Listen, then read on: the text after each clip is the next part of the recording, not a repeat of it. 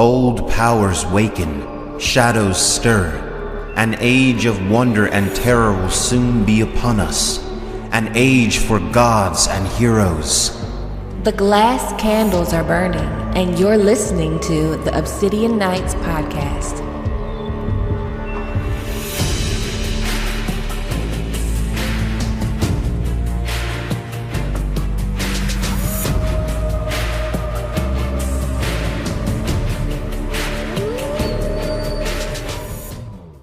Hello, my sweet summer children. I'm back with another episode of the Obsidian Nights podcast, where we go through A Song of Ice and Fire chapter by chapter. And today's guest is Clay. Clay, thanks for coming. Would you want to let the people know who you are and where they can find you? No problem. Thanks for having me on. My channel is Boss Store. I will have a Game of Thrones related video out before this is done so that I actually have something to refer you guys to. I mostly don't do Game of Thrones podcasts, or Game of Thrones content, but I like Game of Thrones enough to never pass up the opportunity to come on a podcast talking about it. So awesome. So what kind of Game of Thrones video are you doing?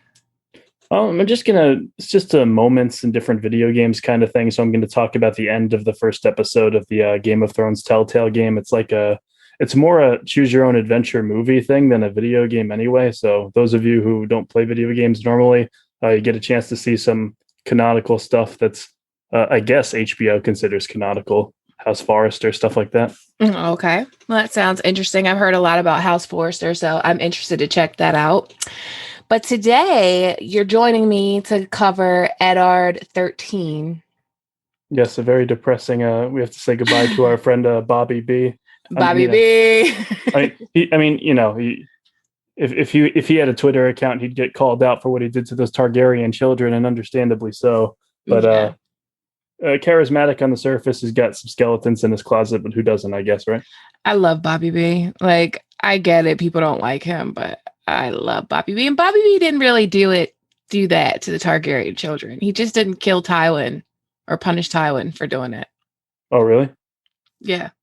He didn't kill, like, Tywin. Robert Baratheon was on the Trident when it went down. And then Tywin, like, presented their bodies to him, and, Ned was like, that's murder. Like, it's murder. Yeah, it was kind of a negligence thing instead of him doing the deed directly. Yeah. It's funny. You have to be a really good author because you think Robert's Rebellion is such an interesting story. And by the time the books happen, that's already done. So you have to have a really confident author to have the lore itself just be that good, Yeah. And I love the way that George does it, where, like, exposition is dropped over time. Like, you hear about Robert's Rebellion and then you don't hear about it anymore. And then, like, you get these little grains of what's happened in Robert's Rebellion all throughout the story, to where you kind of want to know the exposition and what happened before than actually what's going on right now. Like, it's both equally interesting. Yeah, it's almost like Game of Thrones it starts as a sequel and it talks about its prequel throughout, and it's really interesting. I feel like if they had a book dedicated to it, it wouldn't be as special just because referencing it in snippets is more interesting. Way more interesting, especially when it parallels with so much going on in the story. George is a genius. He's a genius. I don't know how he does it. He must have a Google Excel sheet with like 40 different timelines. I don't know how he does it. That's probably why we don't have wins yet. That's probably why. But to, like, get into the Eddard chapter, I want to just read how the chapter opens up. Mm-hmm. He was walking through the crypts beneath Winterfell as he had walked 1,000 times before. The kings of winter watched him pass with eyes of ice, and the direwolves at their feet turned their great stone heads and snarled. Last of all, he came to the tomb where his father slept, with Brandon and Lyanna beside him. "Promise me, Ned," Lyanna's statue whispered. She wore a garland of pale blue roses, and her eyes wept of blood. Eddard Stark jerked upright, his heart racing, the blankets tangled around him. The room was black as pitch, and someone was hammering on the door. "Lord Eddard," a voice called loudly. So I just want to talk about this dream really quick, because I feel like Ned Stark has some reoccurring dreams the whole time he's in King's Landing. They always have to do with the Tower of Joy, Lyanna, Crypts of Winterfell. This one is really creepy to me. He's in the Crypts of Winterfell. The Kings of Winter, their stone statues, I guess, are watching him pass, and their eyes are of ice, which makes me think of White Walkers. And the direwolves at their feet are snarling at him, or snarling at Ned Stark. Right. And he sees Lyanna, and she's saying, "Promise me, Ned." And I wonder why he would have this dream now, in this chapter, when we know what happens in this chapter, which is Ned offers the throne to Stannis Baratheon. Like, Ned is going to help. He decides he's going to help Stannis take the throne. Right. So I wonder if Ned promised Lyanna that he would fight for Jon's birthright. Yeah, I think part of the reason those are flooding back to Ned's head is that I believe at the beginning of the chapter he knows what's happened to Robert, right? Or does he not get the news about the boar until later in? Later in. Oh, okay. I think maybe just from the author's the way he pasted, I think he put it there because, I mean, if he doesn't tell Robert now, he's never going to tell him. And Yeah. I do love all the hints of I do love all the icy imagery. Because there is a lot of references in the books that the reason the Starks have their warg powers in the first place was from ancient inbreeding with White Walkers and stuff like that. So it kind of adds a cool dark fantasy twist to the whole thing. The whole stolen children thing, the other stealing children in the night and all of that. Yep. Old Nan's tales coming to life. One of the interesting things to me is when we think about the Crypts of Winterfell, like, Ned keeps having these foreboding dreams. Like, in the last chapter, I believe it was either the last chapter or the chapter before, he had the dream of the Tower of Joy. And he was like, it's not good that I'm having this dream right now. And I feel like it's the same for this dream. Like, he's literally dreaming of himself in the Crypts of Winterfell. So if he's dreaming of himself in the Crypts of Winterfell, he's basically dreaming of his death. Like, he's surrounded by the dead. And we know, like, what he does next in this chapter, like, the steps that he makes in this chapter kind of sign the dotted line when it comes to him living or dying. Anyone who's read further in the books and has watched the show, when you go back and read this chapter, you just kick yourself. You're like, what are you doing, man? You read this chapter and you're like, it's crazy Ned lasted this long just in the first place. He makes so many bad decisions and it's hard not to love him, but he really is that example character of this is how you don't play the Game of Thrones, because he's just too good for this world. So he's just making all the wrong honorable decisions. Yes. So as he wakes up from this creepy dream, it's a steward at his door telling him that Robert needs him at once. And Ned goes over to Maegor's Holdfast where Robert is, and the King's Guard is like guarding the bridge, the steps, the royal part, like King's Guard everywhere. And Ned sees Sir Barristan, and just the look on Sir Barristan's face, like, Ned knows something is wrong. And when he goes inside, he sees Robert. Grand Maester Pycelle is there, Renly is there, Cersei, and he says that the room smells like death. Yeah. It's like, so for me, Robert Baratheon, he's an asshole, he's a drunk, like, but it's sad that, like, the way his whole life is just sad. Like, everything he's had to deal with as far as losing his parents, Rhaegar stealing the woman that he loved, whether he really loved her or not, or he was just infatuated or obsessed with her, whatever. Rhaegar stealing her. him becoming king when he really didn't want to become king. Like being king is everything that Robert is not.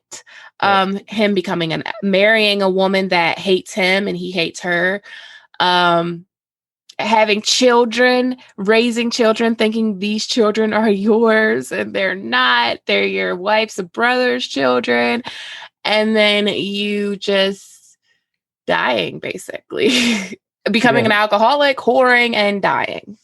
Yeah, it really, and the way you just put it, I never really thought about it like that, but he really is in a lot of situations where you wouldn't, it's like trying to fit a square peg into a circle hole. He is really not the king type, although he is probably more merry than most people would be in those circumstances. He's like Santa Claus almost, but it is really sad because he started that rebellion not because he wanted to be king. It's just because the situation was so bad with the Targaryens, and he's condoned and done some horrible stuff, but it's hard not to feel sorry for him in the end.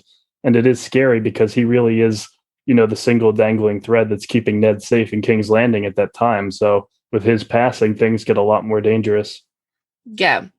And it's like, just to note right here, when Bran falls from the tower in Winterfell, Robert had left Winterfell to go hunt a boar. And that led to Bran being pushed out of the tower, Jaime staying behind with Cersei and all of that.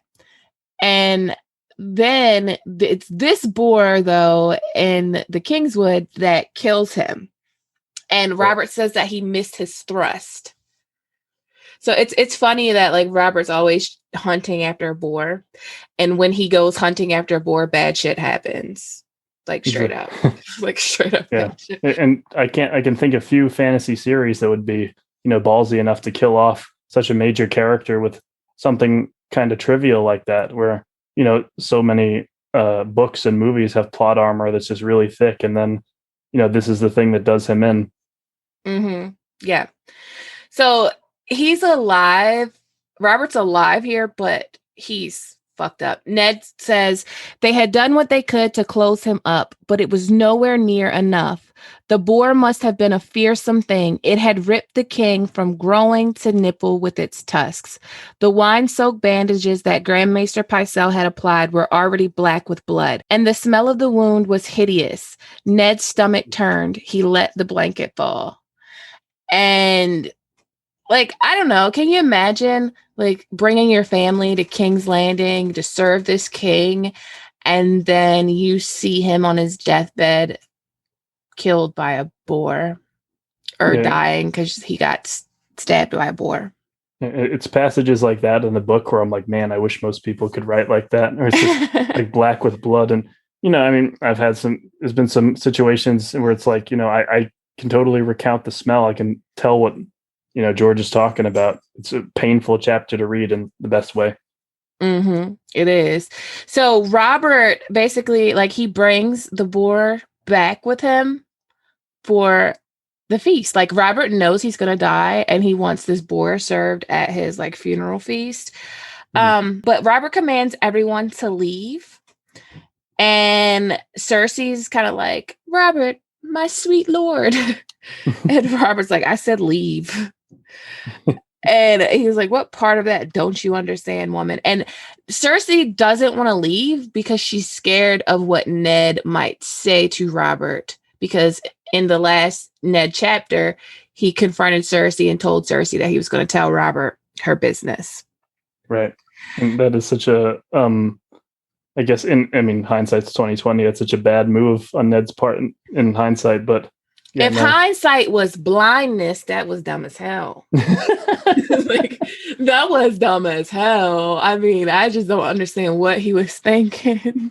Like, I understand being honorable, but like at the cost of your own self. Like when Varys asks him in the show, what madness led you to sell the queen? I'm like, yes, like I agree with you, Varys, and I can't stand Varys.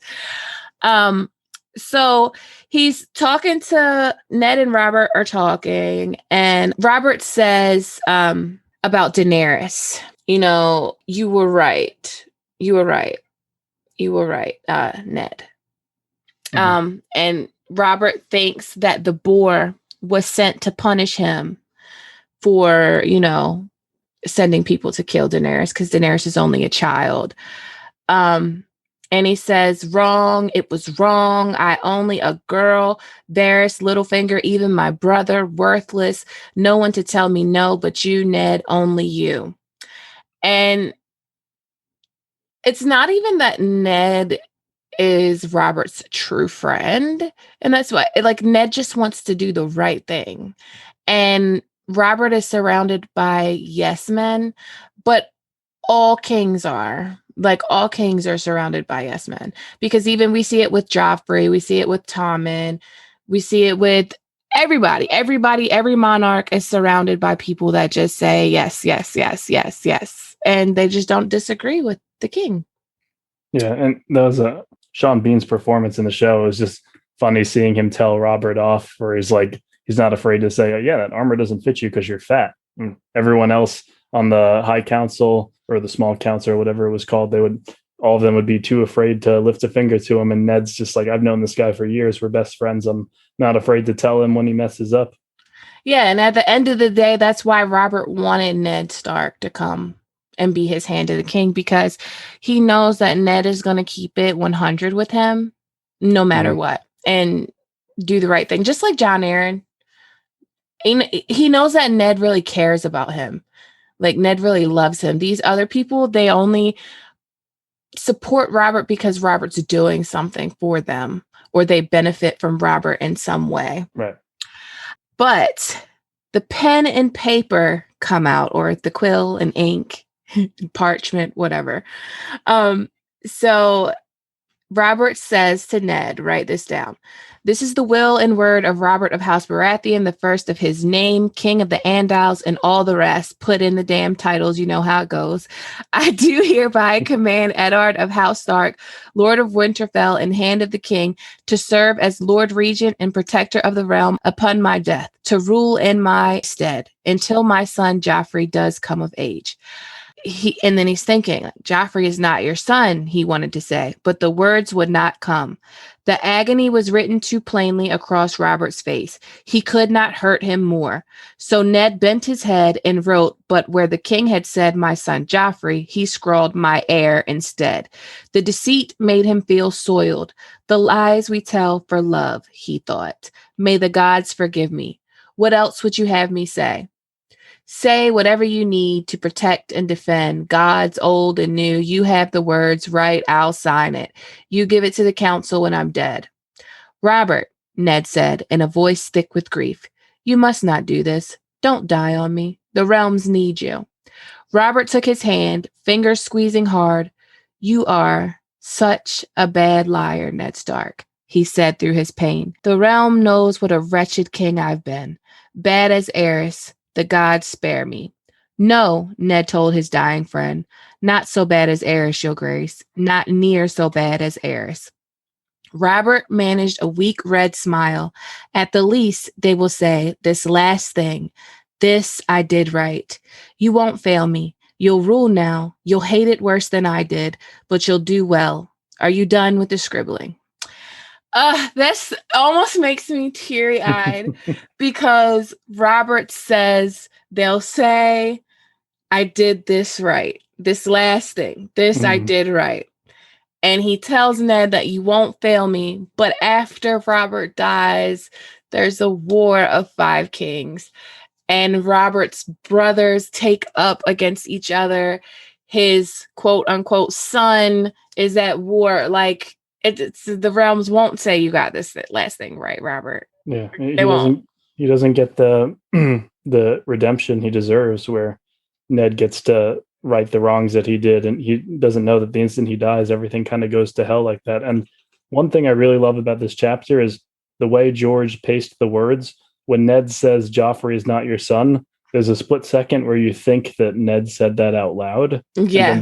And then the next line says that was what he wanted to tell him. I'm like, oh man. I mean, I would have told him. Yeah, it would have been terrible, but I guess there is more like respect in just, knowing a bitter truth than a sweet lie like that, especially if you're Ned, who seems to be obsessed with bitter truths. I mean, I would have told him because he doesn't understand that once Robert dies, you don't have any power in King's Landing. Yeah, you really don't. Like once Robert dies, you're done here. Like, he's got a piece of paper. That's all he's got. And then Cersei just rips it up. And he's been there long enough to know that they don't play by the same rules as him in King's Landing. Yeah. Oh, go ahead. Oh, yeah, no, I was just saying that it is interesting to see the contrast between, I almost said Stark contrast, and then I realized that was a pun, so I stopped. The contrast between how Winterfell's culture is and how King's Landing's culture is. Mm-hmm. Yeah. I mean, that's a night and day contrast. Like, exactly. Seriously, sun and moon right there. So Renly is kind of like in shock. Like, he's like, they're like, by rights, he should be dead already. I've never seen a man cling to life so fiercely. And Renly's like, my brother has always been strong. And like, it's hard, right? Because I don't really care for Renly that much, because I think, like, I like Renly, but at the same time, like, he had no right to usurp Stannis. And then he kind of just left Ned Stark to die. But at the same time, he did offer Ned, we'll talk about that. We'll talk about that in a second. But so Cersei leaves, and like Ned is like, at least she's gone. Like, he's thinking that she's then run away, but again, he's underestimating Cersei. Like, he thinks that she's then run away. She's about to run away with her kids to Castle Rock. He is crazy. He doesn't know his opponent at all. He needs to read The Art of War. So, Robert basically, what he tells Ned is like, I'll give my love to I'll give Lyanna your love, Ned. Like, he thinks that he's gonna meet Lyanna in the afterlife.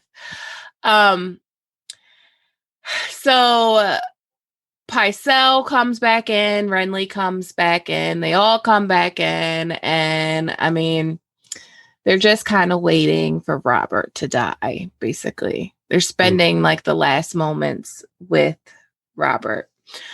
Varys comes through, and he's trying to figure out what is going on with the wine. Like, who gave the king, all this wine? Because they're blaming the king being drunk on the wine, which definitely it was about, like, Cersei did tell Lancel to take the king's favorite wine and make sure he doesn't go thirsty. So like, they were plotting on Robert. They were plotting on Robert way before the hunting trip, but they had to speed it up because Ned was getting on the same thing Jon Arryn was getting on, that these kids aren't Robert's.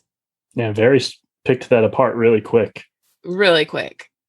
But Ned tells Varys, the king wants to cancel the hit on Daenerys. And Varys is like, honey, that too late. Like, too late. That's already going down. But he'll try to see, like, if he can stop it. But we know that doesn't end up happening. So while Ned is leaving, Renly, sweet Renly, comes to Ned and is like, did Robert make you regent? And Renly already knows Robert's gonna make Ned regent. Like, it's not like he's asking a question. He's just kind of looking for confirmation. And he's like, well, I have 100 swords for you. Like, I can get you 100 swords in your service. He's like, strike now while the castle sleeps. Renly looked back at Sir Boris again and dropped his voice to an urgent whisper. We must get Joffrey away from his mother and take him in hand. Protector or no, the man who holds the king holds the kingdom. We should seize Myrcella and Tommen as well. Once we have her children, Cersei will not dare oppose us. The council will confirm you as Lord Protector and make Joffrey your ward.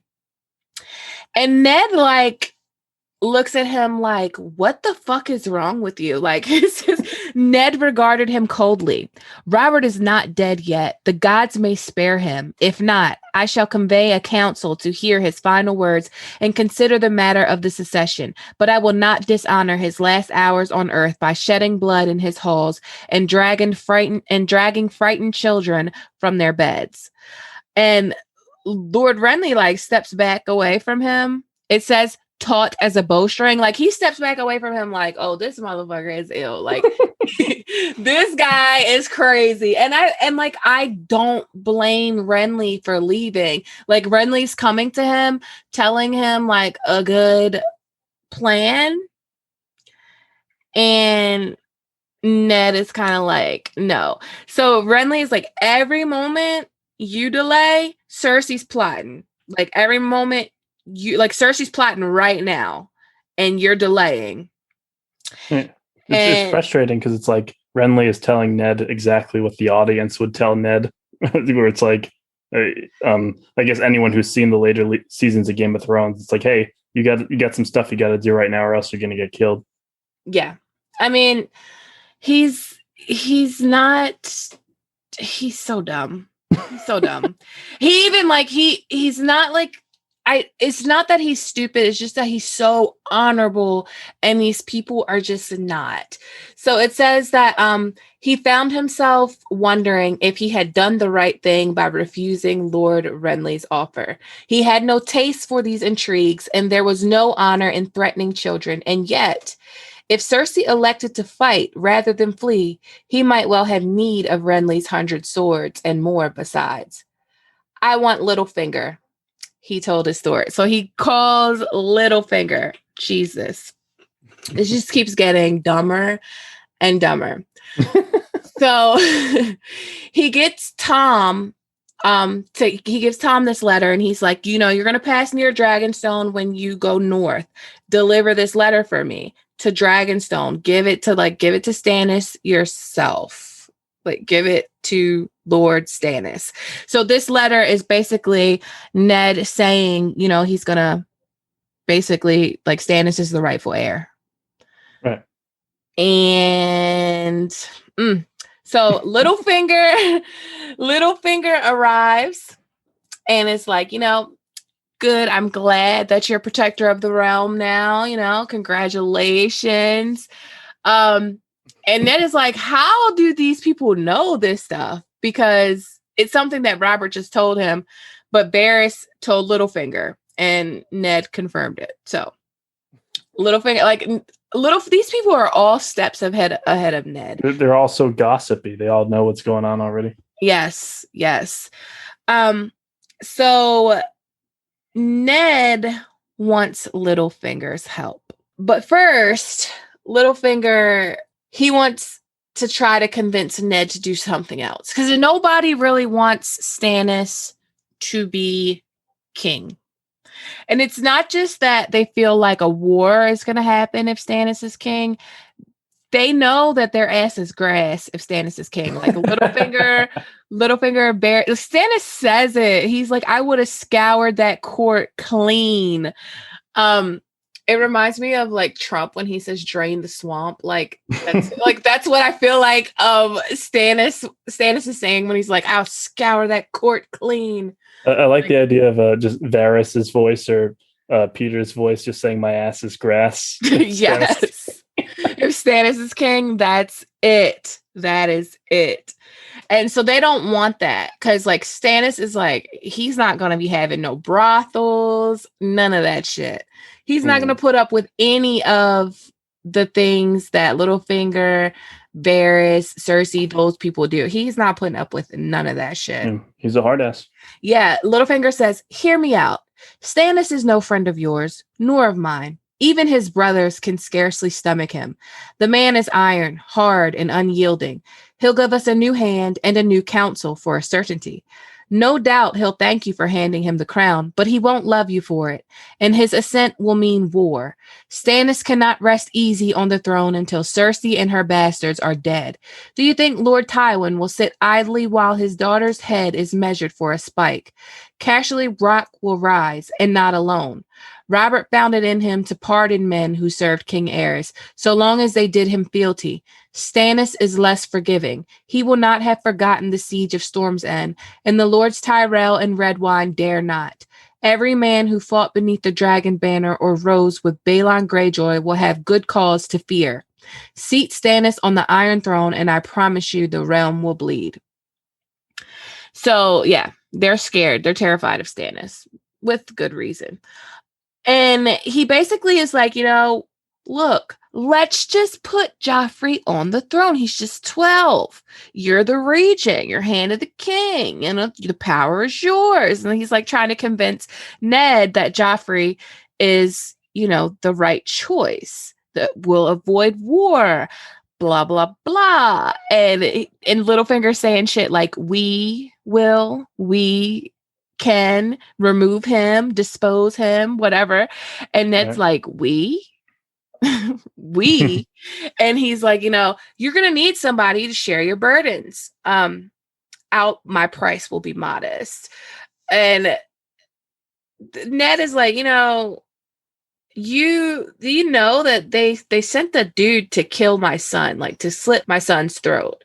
So Ned, as honorable as he is, he doesn't really want to make peace with the Lannisters. He's like, fuck the Lannisters.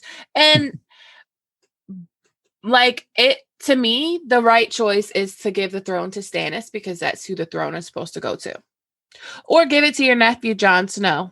There's going to be a war. Let it be a war. Anyway, but there's going to be a war either way. I'm not sure how well that plan would have worked, though, because Peter's suggesting, like, hey, just put Joffrey on the throne, and he's easy to control. And I'm like, he's not easy to control. I mean, yeah, Cersei will groom him into turning against Ned. So I'm not sure how well Peter's plan would have worked. I guess he would have been paid through some back door, and he would have kept things in line. But yeah. Yeah.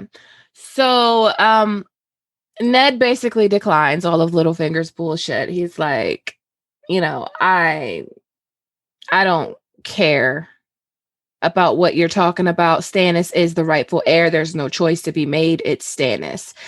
And that's when he asks Littlefinger for help. He needs swords. He needs the city watch. Like, should Cersei contest whatever is written on that paper, he needs to have the city watch.